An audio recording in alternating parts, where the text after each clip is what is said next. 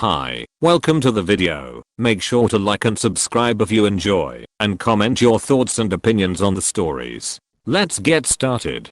Am I the antagonist for not letting my date use my bathroom? I, 22F, recently went out on a date with a guy, 25 male, that I met on Tinder. We never met before our date, but we texted for about a week prior, and I thought he was a really nice guy. Our date went well. He was a little pompous and a little overly flirty, but a nice guy nonetheless. We live in a college town, and the restaurant we went to was walking distance to my apartment, so he offered to walk me home after. I thought this was such a green flag, and really appreciated his offer as it was late and getting dark outside. I accept his offer. He walks me home, and I tell him how much I appreciate it. I even try to set up another date on the spot. He then offers to come inside and show me a few local bars he knows of. I thought this was weird because he knows him a local, so I tell him we could get together in the morning for coffee so he can show me. My treat.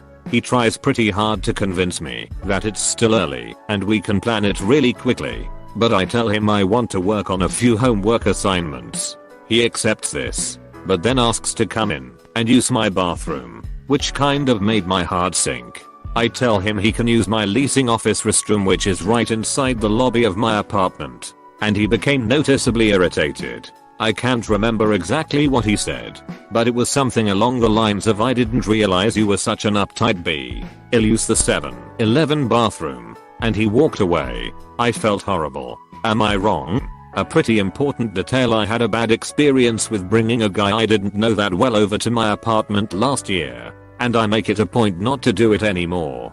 This is something that, unfortunately, is no longer in my comfort zone as a woman living alone. Now for the top comments. NTA. The bathroom thing was a blatantly obvious second tactic to get inside the door after the first one failed. If you need any more evidence, well, if he really needed to use the bathroom, he'd have jumped at the chance to use the one in the leasing office, regardless of whether he understood why you didn't want to let him in. Edit. Thanks for the award. This is exactly what I was thinking reading this. If dude really had to go to the bathroom, he would have been more than happy to use the leasing office one. People who really need to use a bathroom are just happy to be being pointed in the direction of a bathroom they can use. If I was in his shoes, I'd actually rather use the leasing office one. BC, it's more of a public area and more likely to have security cameras near there in the hallway. Dude definitely was just trying to get in her apartment. NTA. It sounds like you dodged a bullet. Good job trusting your intuition. NTA. He tried to get into your apartment several ways before asking to use the bathroom. Am I the antagonist for ruining a Father's Day celebration with my foul attitude? I turned 30 last Saturday. I haven't done anything for my birthday in the past nearly 8 years. I'm usually working. Well, this year my sister-in-law invited me over on my birthday and said she was going to have BBQ birthday party thing for me or whatnot. It was not even remotely what I wanted to do on my birthday, but I felt like I couldn't say no because she was hosting it and claimed it was for me. Yada yada. Well, when my husband and I arrived, family members of his that not only have I never met, but he hadn't seen in years were there. A couple uncles and their wives, as well as other family members that I had met and get along with. My husband was super excited to see all these people that he hadn't seen in years, and at first everything was great, despite me being really overwhelmed. However, I did take into notice that not one single person said happy birthday to me, including my sister-in-law, and she had a banner along her door that said Happy Father's Day by about an hour and a half in. And after my sister-in-law begged me to help her host this massive fucking BBQ and help her cook everything enough to feed 30 people, I was completely over it. I sat in a lawn chair outside and started browsing my phone. One of the uncles and my sister-in-law sit down near me, and he goes, "Thanks for having us for Father's Day. This is nice." My sister-in-law then turns to me and says, "Shit. Happy birthday." I just said thanks and kept scrolling my phone. The uncle goes, "Oh, happy birthday. You don't look like you're having much fun." So I said, "I'm not. I was told this was a birthday party for me, not a Father's Day celebration." And so far I've been hosting instead of enjoying anything, when I could be out having a day for myself. He goes quiet and looks at my sister-in-law before saying, "You told us this was for Father's Day." She turns beet-red and says I shouldn't be souring the mood over something trivial and that the family is never able to get together like this, so she just combined the two events. So I get up and say, yeah, well, that would have worked if you had told people that you were combining events, not just celebrating Father's Day, because no one here is aware that I even exist. I then get in my car and leave. My husband is pissed because he said that I didn't have to make a big deal out of it because the relatives he hasn't seen in years now think I'm a drama queen, and he had to overly explain that I was just disappointed and it wasn't a conversation that he should have had to have. Am I the antagonist? Now for the top comments. NTA, you know what's even worse? Even though sister-in-law deserved being told off, you just know she's gonna make sure that image of you being dramatic or whatever never blows over with your in-laws. What a crappy thing she did with this weird bait and switch. What's worse is hubby didn't do shit while Op had to cook and host PPL at her fake BD party. Husband should have said something to sister-in-law instead of getting mad at Opus. Jerk siblings, not the a-hole. Tell husband to F off. Op, you should have pretended to be sick and leave her to it.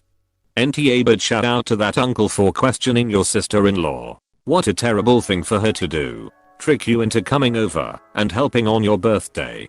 He was so flipping decent. Damn good guy. Super funny. He was not impressed, but he was the only one who didn't think I was being dramatic. Am I the antagonist for refusing to house my wife's daughter after she refused to house mine? My wife and I have been married for 10 years. Second marriage for both of us. I have a 19F from my previous marriage, while she has a 26F with her late husband. We both agree to not discipline each other's kids, and that we wouldn't be a parental figure for neither of them. Last year my daughter left for college. A senior from her same uni was offering a room cheapish, and she decided to move in, and aside from when she was at class, my daughter's was home 100% of the time, and the roommate for some reason was mad at this. She ended making my daughter feel bad and uncomfortable to the point she decided to move out earlier that she had to. She asked me for help since I'm the one who lives closer. My ex and I asked my wife if my daughter could come live with us for a month while we got her another place. She said no, because for her my daughter was running from being an adult, that we shouldn't coddle her, that she was acting like a baby, and that mommy and daddy shouldn't fix everything. We had to move faster and got her another place. But it put a stain to our relationship, and I confessed that I didn't feel that was okay. Now, her daughter got married 2 years ago and recently found out that her husband cheated on her. My wife decided she should come live with us indefinitely and that we would fully support her because she was a SAHM. I put a stop to this and I said that we wouldn't do that, or at least I wouldn't, and that the maximum she could stay here was 2 weeks while she got another place. My wife flipped on me saying, that is not my choice since it's our house. And I said that that's the same reason is not her choice either.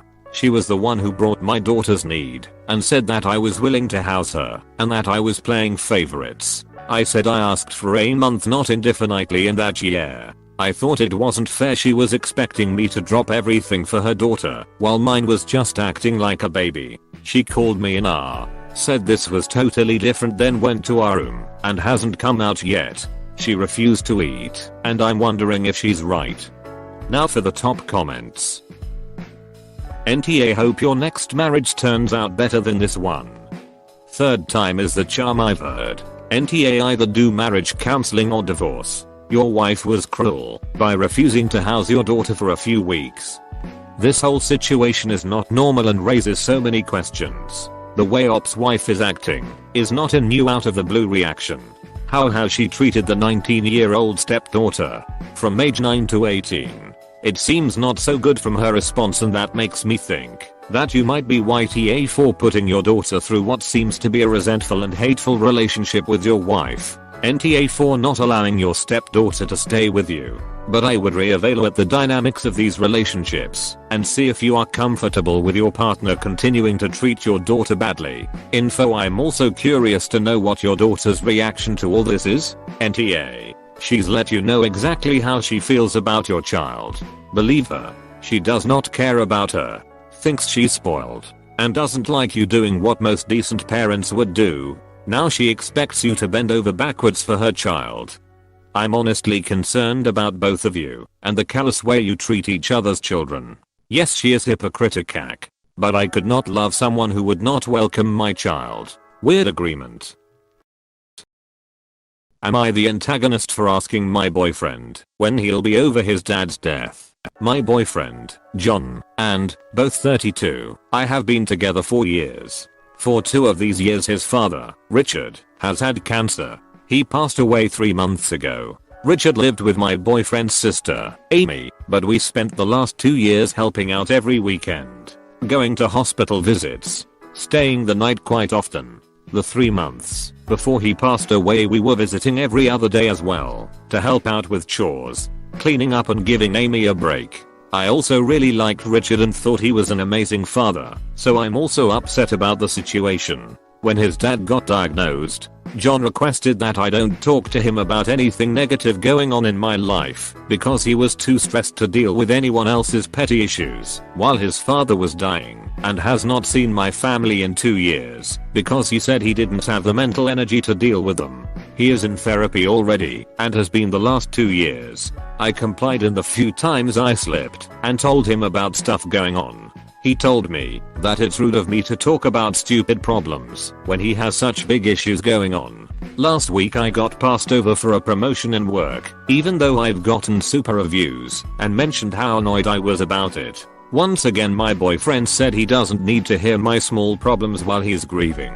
I have been emotionally drained for years at this stage, and I asked him when I'll be able to talk to him about my problems without him belittling them, and said his father being dead does not mean that my problems are completely invalid. I also asked him when he thinks our relationship can go back to being mutually supportive, and he said, "Are you seriously asking me when I'll be over my dad dying?"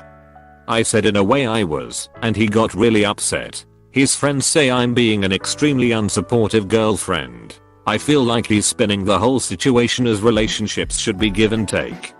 Now for the top comments. Girl, run.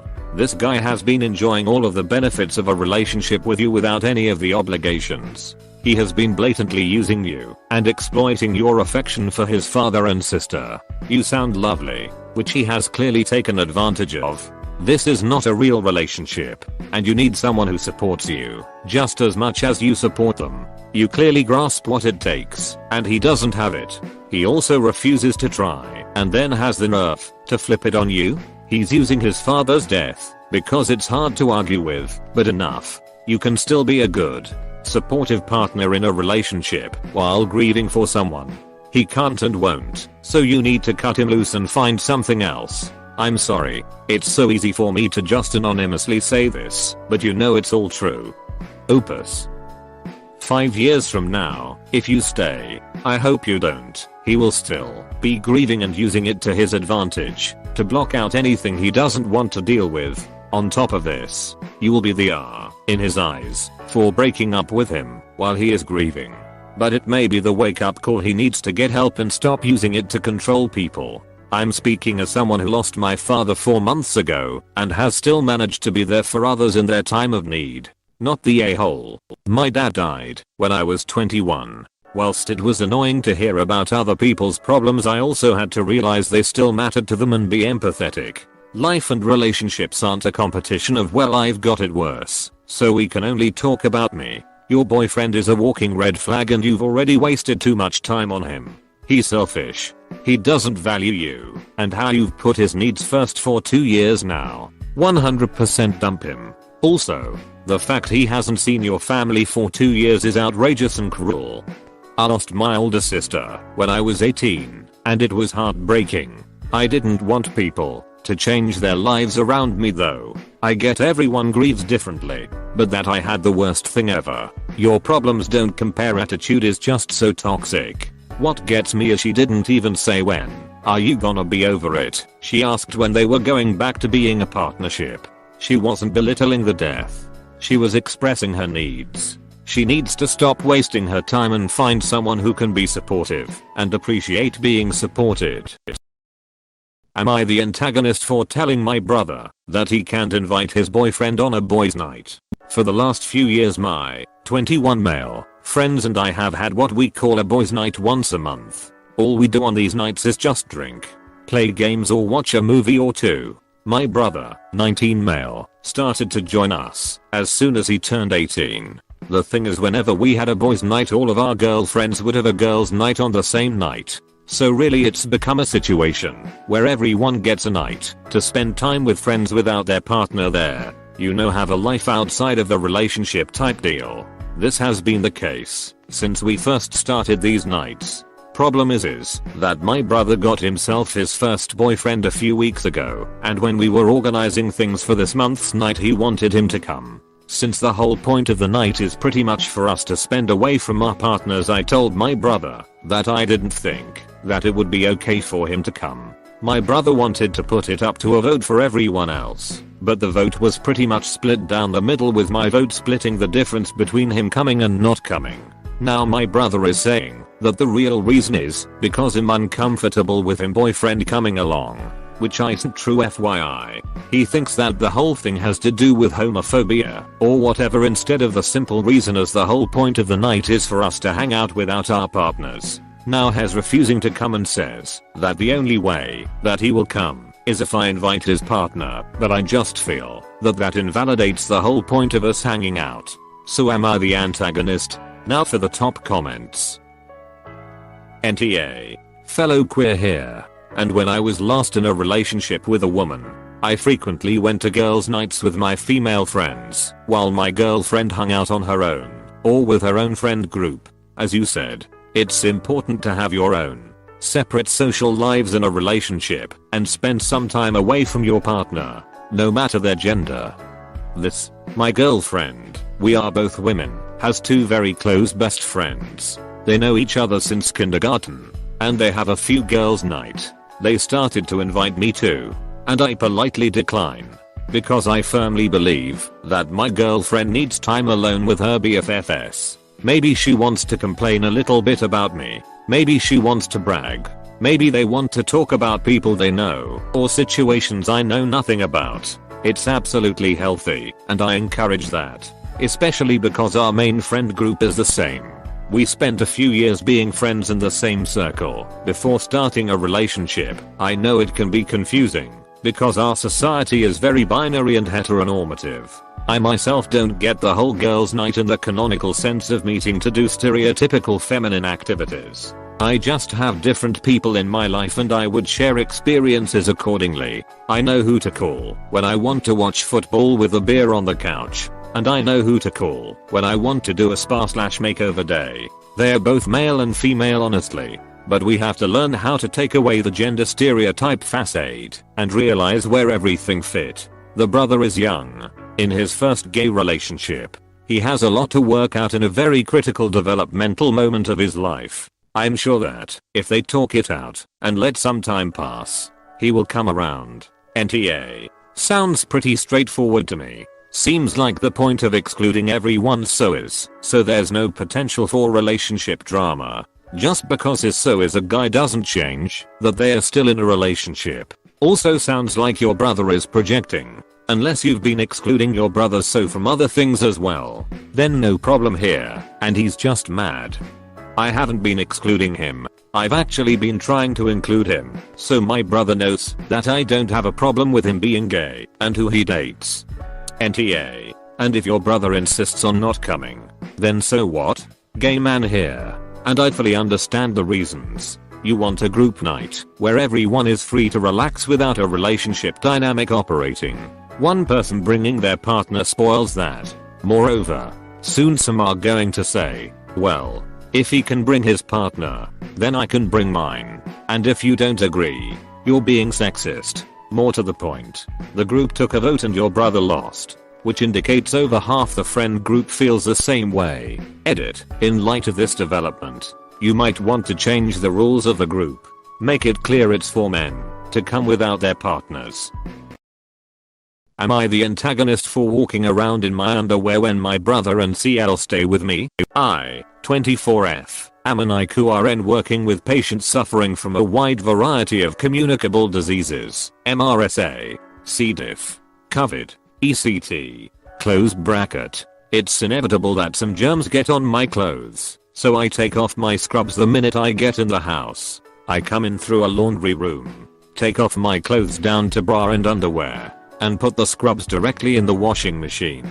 This week my brother, 30 male, and CL, 30F, are staying at my house because their landlord decided to redo the floors at TIFU. It was inconvenient for the landlord to do these loud renovations because both my brother and CL work from home and need to be on business calls. Staying with me has helped them a lot. However, there was an issue when I came home from work the other day. I took off my clothes in the laundry room like always and walked down the hall, past the living room, and into my bedroom in my underwear bra like I always do. My brother and CL looked horrified. When I got redressed and came out of my room, my CL had locked herself in her room and my brother was pissed off. He yelled at me for walking around naked in front of them. I explained to him why and pointed out I was not naked. I was wearing a bra and underwear. My brother said that's the same as being naked. I said it's not, and the bra and underwear are less revealing than some of the bathing suits he'd seen me wear without complaint. He said it's different when it's a bathing suit versus underwear. I asked if the different fabric makes him uncomfortable. He told me not to be a smartass. It's everyday non-sexy underwear. It's not like I was wearing lingerie. It's plain black underwear and a basic bra. My brother told me I should apologize to my CL for making her uncomfortable and not do it again. He likened it to the crime of flashing. I laughed because that was the most ridiculous thing I'd ever heard. There was no sexual aspect. Would he rather I spread COVID around the house? He told me to keep a change of clothes in the laundry room and get dressed in there. I told him this is my house. It'll do what I want. He told our parents. They sided with him, saying it's too uncomfortable for a brother to see his sister in underwear. I pointed out that when we were teenagers he would walk around the house in just boxers all the time. I was showing less skin than he was, and I actually had reason.